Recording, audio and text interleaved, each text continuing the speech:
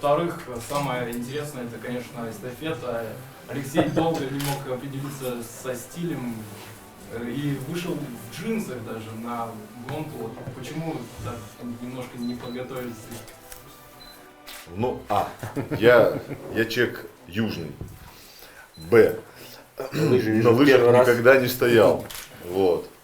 Один раз встал на горные, и это печально закончилось. Я понял, что лыжи это не мое сегодня. Вот. Хотя, вы знаете, вот уже на подъеме, когда ты шел на подъем, ну, в смысле я, вот, я понимал, что в принципе, вот, ну, как бы научиться можно. Но это достаточно длительный процесс, и у меня просто на это, значит, не хватит терпения, времени. Вот. А почему вышел в джинсах, соответственно? Ну, опять же, я говорю, я не профессионал. Вот. И я как бы рассчитывал, что это будет прямик. И так чуть потолкался вроде как и доехал. А тут какие-то спуски, подъемы, боже, думаю, кошмар какой-то. Вот. Но я зато освоил несколько стилей.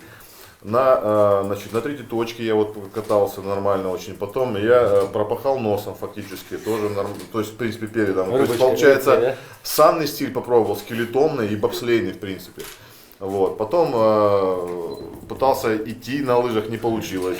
Вот. А потом оказалось, что у меня были мягкие палочки, которые прогинались. Мне дали нормальные, более жесткие, и вот тогда я уже попер. А ты без палок что ли шел? Я воевал с палками очень сильно. Ты тоже, я тоже раз. Я нажал, они раз прогнулись, господи. Я на месте стою. Что за дела, думаю? Ну, в общем, палки были, видимо, рассчитаны на другой вес. Вот. Может, мы неправильно толкались? Возможно. Вот. Но опять же, мы же не профессионалы, поэтому уж простите нас за то, особенно меня, как я мог выйти в джинсах, но тем не менее, в общем-то, я не профессионал, я думаю, свою работу я сделал, до финиша дошел в итоге. Даже уже в конце со стегнутыми этими, в принципе, лыжами. Последних сил честно добирались. Да. Особенно подъем дался очень тяжело. Знаете, мы спринтера. 500 метров для нас просто пройтись пешком уже тяжело. Кросс. Это кросс, да. Поэтому, а на лыжах тем более. Ну, соответственно. Ну, впечатление здоровские, ребята поддержали, подъехали, начали меня учить, как ездить. Ты говорит, вот это елочка иди, потом нет, ты не елочка, лучше по колее. По колее, говорит, вперед наклоняйся, я наклоняюсь вперед и падаю вперед. Ну, так, хорошо, не так. Хорошо, назад чуть отклонись, назад упал, так, тоже не так. Ну, просто по колее едь. Я говорю, ну хорошо, говорит, палочки гнутся, может эти попробуем? А, эти не гнутся. Хорошо, ну то есть, в принципе, я попробовал все стили и, соответственно, вот выбрал для себя идеальный, без лыж. Вам спасибо большое, вы нам подарили очень много положительных эмоций. Благодарю. Вы мне получили удовольствие, да, от нашего проката. Это не та гонка, которая, да, на следующий день была захватывающая, когда лыжники бегут профессионалы, и когда любители со стороны, да, это делают, этого вида спорта. Конечно, нам было очень интересно попробовать, честно скажу.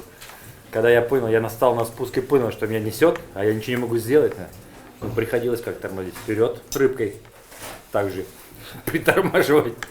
А потом вставать. Самое тяжелое, это, конечно, подъем. Когда ты не умеешь идти в гору и свободным стилем, это очень сложно, когда ты там практически лед. И ты стоишь на месте, извиняюсь выражение, то ли лыжи не едут, то ли я неправильно это делаю, да? Поэтому очень сложно. Но, честно говоря, конечно, мы очень впечатлены тем, что, да, такое мероприятие, праздник, который у вас проходит, Сибирская Ибица, это очень великолепно. Мы посетили музей Раисы Петровны Сметаниной, просто великолепно, это дорогого стоит, и посмотреть вживую, познакомиться с легендой спорта, послушать ее рассказ, посмотреть ее регалии спортивные, это просто феноменально. Конечно, побывали также мы на спорткомплексе, где боевых искусств, великолепные залы, просторы, все возможности для занятия спорта, тех видов, которых хотите вы заниматься, да, это борьба, бокс, игровые виды спорта. Раньше не было таких условий, поэтому сейчас есть возможности, где заниматься, только приходите, показывайте свое мастерство. Конечно, открытие здесь, именно парад открытия, это тоже очень великолепно. Вспоминание того, что той проходки, которую я делал на Олимпиаде, и здесь это тоже ответственный момент, когда за тобой идут спортивные школы, ДЮСШ, они смотрят на тебя уже как на человека, как легенда спорта. Да, мы были раньше все такие, мы стремились, и у нас не было такого внимания, общения с такими известными людьми, которыми сейчас мы стали. Поэтому у них есть все основания, есть цели, к чему идти и стремиться.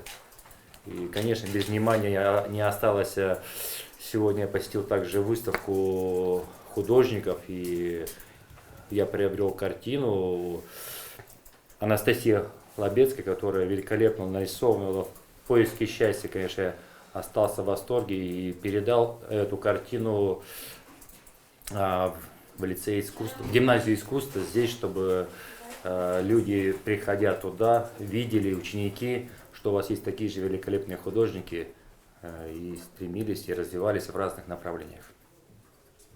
Как по-вашему, газета «Красное знамя Севера», Елена Музыкант, вот как по-вашему, все-таки есть перспектива развития самского футбола? Ну, вот вы тоже видели же, да? И вот еще отдельно, может быть, Алексей скажет по поводу перспективы именно армрестлинга. Он же не затратный, по идее, да, для региона. Если самский футбол когда-то войдет в мировую элиту спорта, вот, классифицируется как вид спорта официальный, я думаю, наконец-то наши футболисты будут первыми в мире. Вот. Это первый момент. Второй момент. В перспективу армрестлинга всегда есть, везде. На самом деле крепкие ребята, вот и этот парень, финалист, очень достаточно крепкий. Я просто сейчас в хорошей физической форме нахожусь, и мне, в принципе, справиться фактически с любым не представляет, ну, как бы сложности. Вот. Он такой очень вязкий, интересный молодой человек. Вот. Поэтому спорт делают люди. И здесь вот с людьми проблем нету. Дело в том, что, знаете, вот иногда приезжаешь на какие-то мероприятия, и Саша это знает, и я, смотришь в глаза, пустые глаза у людей, то есть неинтересно ничего. Здесь наполнены люди, какие-то насыщенные, знаете, и ты понимаешь, что они впитывают информацию, они впитывают общение вот это, то есть им интересно. Когда человеку интересно, он растет, он развивается. Поэтому перспективы огромные и у футбола, соответственно, и у армрестлинга в том числе. Опять же, ну, как бы надо создавать федерации, надо двигаться от периферии к центру, соответственно, вот, захватывать регионы постепенно. Вот, ну, можно сказать, охватывать, ладно, такая у нас. Захватчик. А то скажут, что мы, да, агрессивные такие, агрессивно настроенные. Вот, в общем, ну и, как бы, соответственно, пытаться это все развить. Перспективы есть, мне кажется. Причем очень весело, очень такой потешный вид спорта. Понимаете, спорт это шоу, а это шоу в чистом виде. Поэтому если его правильно подать, будет очень весело. Ну и опять же, в юбках мужикам очень весело и бегать. Прям, не знаю, респект. Можно, Александр, вопрос? Вот вы человек не суеверный, да, судя по всему, вы несли знамя и все-таки победу удалось добиться. А в вашей жизни насколько вот удача играла роль? Или же все-таки больше играла роль выкладка на 100%, на жилах вытягивали победу? Как вы?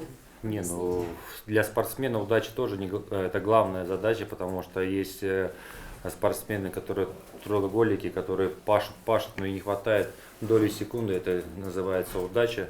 В первую очередь везение, удача, можно по-разному это трактовать, поэтому она необходима, потому что спортсмен, который идет на высокий результат, он понимает, что он складывает все, что от начала до конца, как он проходит свой путь, рассчитывая. Тем более, если у нас это командный вид спорта, тоже зависит еще от команды, их состояние команды, отношения в команде, техника, и все накладывается. И понятно, что каждая сотка это выкладывается и получается десятые секунды. Зачем у вас не возникало вот с Алексеем, допустим, споров о том, что лучше, там, армрестлинг или бобслей? Может быть, вы считали, что армрестлинг мешает там участию? Не, ну мы все профессионалы, и тем более Алексей профессионал своего дела. Когда он пришел уже в бобслей, он был известный человек в своем виде спорта. Я пришел из саней.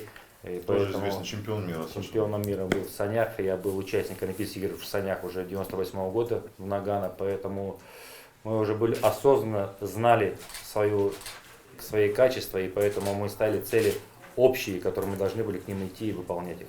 Александр, вот нет ли желания все-таки поучаствовать, внести свою лепту в развитие детского спорта? Ну пусть не будет это бобслей, будет другой вид спорта, там в своем регионе или же в других каких-то городах, да, так как известно, что равняются там чемпионы, у нас вот Рощев, да, Василий, там Сметанина Раиса, все они участвуют в этом. То есть у нас есть и школы, да, и детские, и юношеские. Не, ну, конечно, хотелось бы, потому что и встречи, и езжу всегда на родину, где меня привели в спорт, где я начал заниматься спортом, и встречи со спортсменами, это в первую очередь, конечно, потому что для них очень важно прямой контакт, общение с человеком, который прошел тот путь, который им предстоит пройти. Потому что не каждый может этого пройти, во-первых, потому что некоторые на полпути понимают, что у него не хватит сил, терпения, упорства достичь этих результатов. Поэтому это важно объяснить, преподнести. Очень большое весомое значение имеют родители на сегодняшний день, в зависимости, где будет ребенок сейчас заниматься спортом. Ну, я против этого, честно скажу, потому что ребенок должен сам выбрать свой путь, а родители должны помогать в этом направлении и где-то корректировать. При этом должны участвовать тренерский штаб, потому что не обязательно, что родитель скажет, и я хочу, чтобы у меня был футболист, а он может не будет футболист, а он должен и проявить себя в другом виде спорта. Но при этом родитель упорно настаивает, что ты будешь футболист, хоккеист, потому что сейчас номер один там, да, футбол, хоккей, фигурное катание, большой теннис. Хотя он, может быть, тренер придет и скажет, ты вот будешь через 3-4 года чемпионом мира, я готов тебя подготовить и знаю, как подготовить. А родители говорят, нет. Вот это большая проблема на сегодняшний день. Ну и, конечно, мало сейчас отношение к спорту в целом, да, сейчас маленько поменялось, да, в стране, потому что понимаю, что очень серьезные провалы развития спорта, мы отстаем все равно в этом, потому что на уровень спортсменов и тот уже возрастной есть, которые тренерский штаб уходят, если их возможность принимают, но большинство людей уходит в другую сферу деятельности.